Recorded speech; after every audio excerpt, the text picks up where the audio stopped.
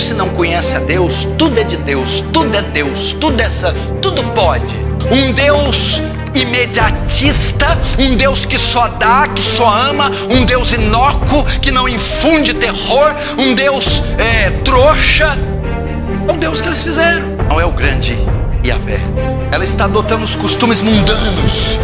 Logo, eles são seus deuses. E elas amam o Deus que elas fizeram. Os cortes impactantes das ministrações do pastor Paulo Júnior são envolventes e profundamente relevantes, proporcionando reflexões que vão além do entretenimento, levando você a uma conexão mais íntima com o Criador. Sincretismo. O que é sincretismo? É a mistura das religiões, a mistura das doutrinas, a aglomeração de credos. É a pessoa que frequenta uma missa, mas toma um passe, a pessoa que faz um despacho, vai num culto evangélico, a pessoa que adora a ortodoxia reformada, mas a teologia neopentecostal. Sincretismo, ecumenismo, paganismo, e aí os filhos só vão dando os braços. Leva ao sincretismo. A igreja de hoje é sincrética, mistura de crenças, doutrinas e religiões. E os crentes também são sincréticos, tudo acha que é de Deus, tudo acha que é bom. Por quê? Porque não tem conhecimento de Deus. Então, isso leva ao misticismo, crendices pagãs, mistura de ortodoxia histórica com neopentecostalismo. Isso é o retrato da igreja de hoje. Sem falar no ajuntamento das teologias. E onde eu comprovo isso? Juízes 17:6, veja só. Naqueles dias não havia rei em Israel. Ok? E cada um fazia o que parecia bem aos seus olhos. Juízes marcam um período de 300 anos. Foi o pior período de Israel. Foram 300 anos de escuridão, apostasia, idolatria. O pior período de Israel, desde que Abraão sai de Ur dos Caldeus e vai ter seu filho e o seu neto, e aí as 12 tribos e Moisés. Esse período dos juízes marca o pior período. E qual foi a causa? Juízes 17:6. Naqueles dias não havia rei. O que significa isso? Não havia rei. Não havia um monarca, não havia autoridade, não havia liderança. E não havia sacerdote que ensinasse a lei. Não havia conhecimento de Deus.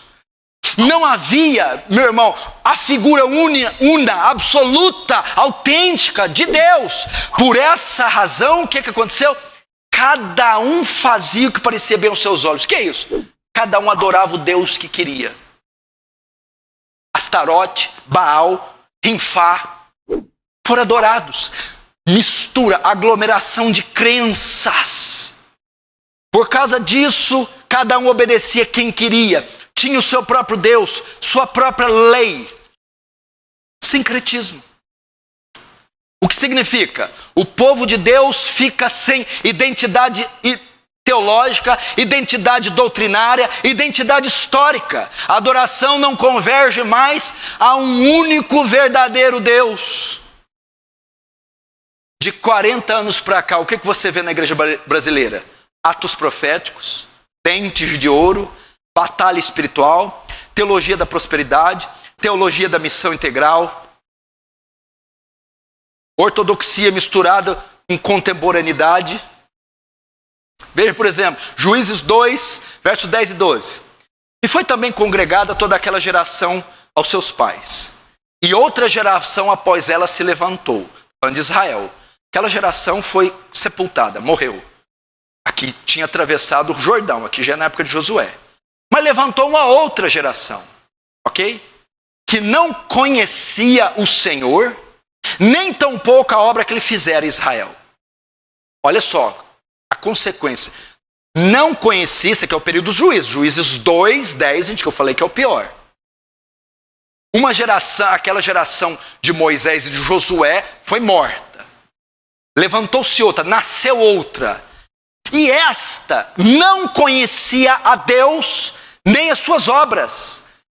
E o que aconteceu? Então fizeram os filhos de Israel o que era mal aos olhos do Senhor, e serviram aos Baalins. O que é Baalins? É plural de Baal. São vários deuses derivados de Baal. E deixaram o Senhor Deus de seus pais, que os tirara do Egito. E foram-se após outros deuses, dentre os deuses dos povos que havia ao redor deles, e adoraram a eles, e provocaram o Senhor a ira. Sincretismo. Mas qual foi a causa do sincretismo, pastor? Não conheciam o Senhor, nem a obra que ele fizera. Quando se não conhece a Deus, tudo é de Deus, tudo é Deus, tudo pode.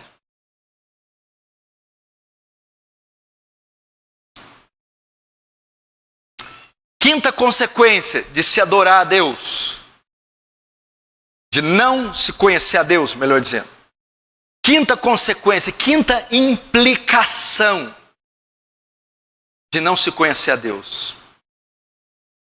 Deus é desonrado.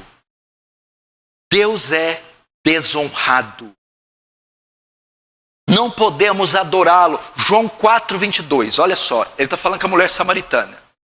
Vós adorais o que não conheceis. Nós adoramos o que sabemos, porque a salvação vem dos judeus. Vós adorais o que vocês não conhecem. Vocês não sabem para quem vocês estão prestando culto. A mulher samaritana veio, pensava ela que estava adorando Deus, que estava honrando Deus, que estava exaltando Deus. Jesus disse, você adora quem você não conhece, logo você não adora Deus. Veja só. Você se lembra do encontro de Jesus com a mulher samaritana? Ele pediu água a ela e Jesus respondeu, vós adorais que não conheceis. Vocês sabem por que Jesus disse isso a ela? Porque os samaritanos se originaram da época do rei Oséias, quando Israel, reino do norte, foi invadido pela Síria e levado para o cativeiro. 700 a.C., de lá nunca mais se tornou.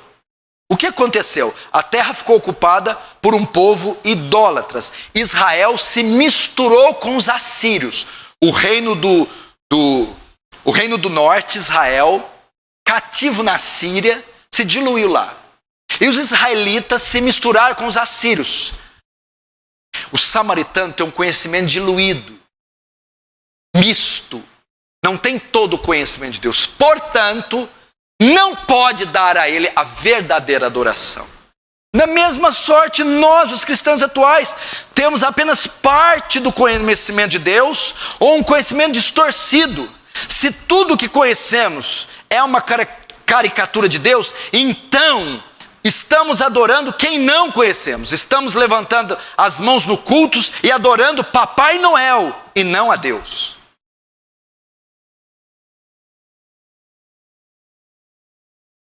Nós estamos adorando quem não conhecemos. O Deus contemporâneo não é bíblico. Não existe adoração a Deus sem conhecimento de Deus. O Paul Washer cita isso numa pregação que ele diz que na América o que as igrejas fazem no domingo de manhã é idolatria. Eles adoram um Deus que eles não conhecem. Um Deus que eles fabricaram. Um Deus que eles pensam ser o Deus da Bíblia, mas não é. Deus é desonrado. Vós adorais quem não conheceis. Vocês têm um conhecimento misto de Deus. Um conhecimento limitado de Deus. Um conhecimento débil de Deus. Logo, não podem adorá-lo com precisão. A prova disso está em Apocalipse 15, 3, 4. Preste atenção. Só se pode adorar a Deus tendo conhecimento de Deus. Não se pode dar louvor, não se pode exaltar, não se pode honrar a Deus sem conhecê-lo. Por essa razão, ele repreendeu a mulher samaritana. Você adora quem você não conhece, logo você não adora o Deus verdadeiro. Por quê? Porque o seu conhecimento é misto e é um conhecimento limitado. Agora, quando se conhece a Deus na íntegra, se pode adorar. A prova está em Apocalipse. E cantava o cântico de Moisés, servo de Deus. E o cântico do Cordeiro, dizendo, Grandes e maravilhosas são as tuas obras, Senhor Deus Todo-Poderoso. Justos e verdadeiros são os teus caminhos, ó Rei das nações. Quem não te temerá, ó Senhor, e não glorificará o teu nome? Porque tu és santo. Por isso todas as nações virão e se prostrarão diante de ti, porque os teus juízos são manifestos. Você notou aqui? Veja só, quando Deus é glorificado? Quando Ele é temido, quando conhecemos seus atributos, quando conheço quem Ele é e quem Deus faz. Veja só, grandes são as suas obras, Senhor Todo-Poderoso, justos e verdadeiros os teus caminhos. Quem não te temerá? Como é que você teme a Deus? Quem não te temerá? Pois só tu és santo. Quando eu conheço a santidade de Deus, um atributo, quem não temerá? Eu temerei. Quem não te temerá? Pois só tu és santo. É impossível alguém que conheça a Deus, e esse atributo em particular, a santidade, que não tema. Que mais? Agora, como eu adoro?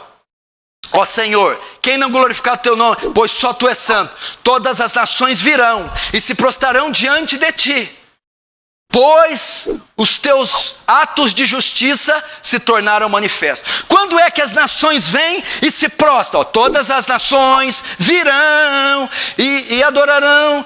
Como é que é? Diante de ti. Veja só, todas as nações virão e adorarão diante de ti. Quando elas virão e adorarão? Pois os seus atos de justiça se fizeram manifestos, conhecidos. Agora as nações vêm, as nações se dobram, as nações se prostram, porque os atos de justiça, os atributos de Deus, as obras de Deus se fizeram manifestas, conhecidas, pregadas, ensinadas. Então as nações adoram.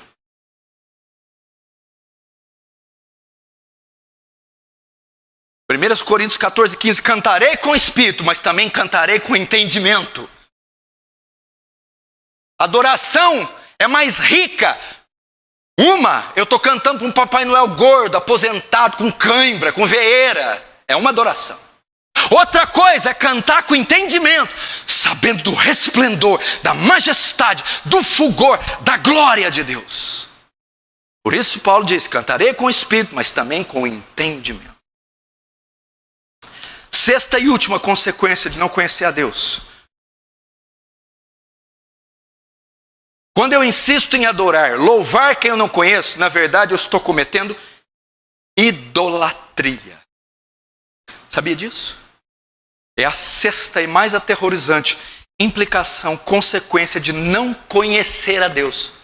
A gente comete idolatria. Vem cá, aquela beata que vai até Aparecida do Norte e faz uma romaria, ela não pensa que ela está adorando a Deus? Sim ou não?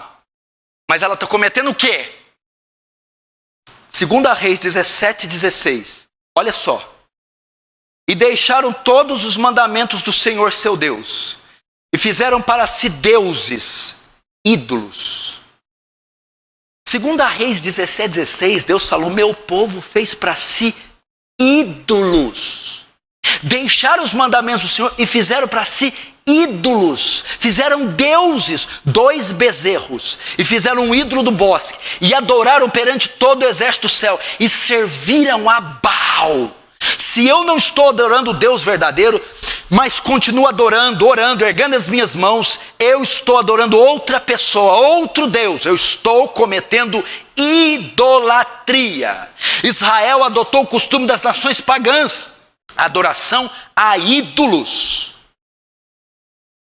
Israel estava adorando o que ele mesmo fez.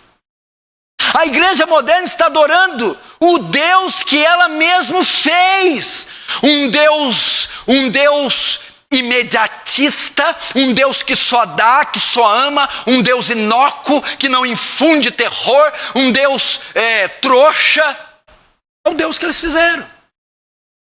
Não é o grande Yahvé das Escrituras. Ela está adotando os costumes mundanos. Logo, eles são seus deuses. E elas amam o Deus que elas fizeram.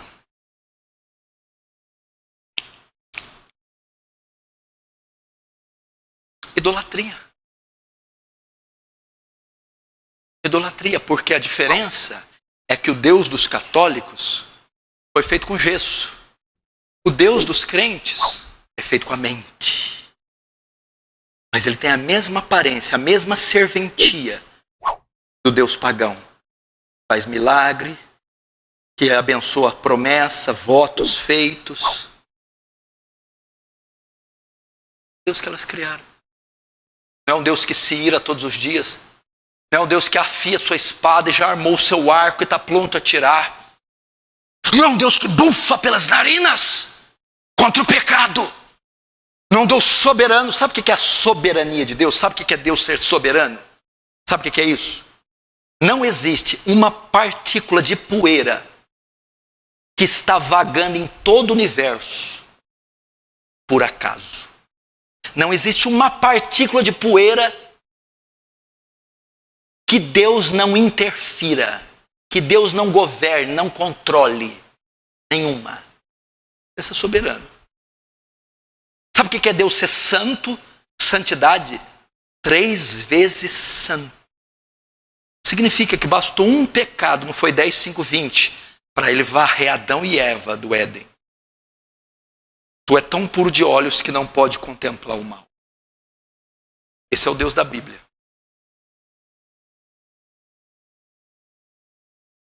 Fim. Qual a solução para isso? Como resgatar a cristandade? Como erguê-la novamente? Como avivá-la? Como tirar dela a corrupção? João 8,32. E conhecereis a verdade, e a verdade vos libertará. E conhecereis a verdade sobre Deus. O conhecimento de Deus liberta. E conhecereis quem Deus é, os seus atributos. Então serei liberto da idolatria, da corrupção, da perdição, da falta de temor. Terei convicção do pecado. Atos 17, 22, 23. Paulo vai dizer isso, é a mesma coisa. Estando Paulo no meio do aerópago, disse: cidadãos atenienses, vejo que sois um tanto supersticiosos, pois andando pelos vossos locais de culto, achei um altar com a descrição: ao Deus desconhecido. Este que vocês adoram sem conhecer é o que eu vos anuncio agora. Talvez nós estamos como eles, adorando o Deus desconhecido, o Deus que não conhecemos. Mas este eu vos anuncio agora.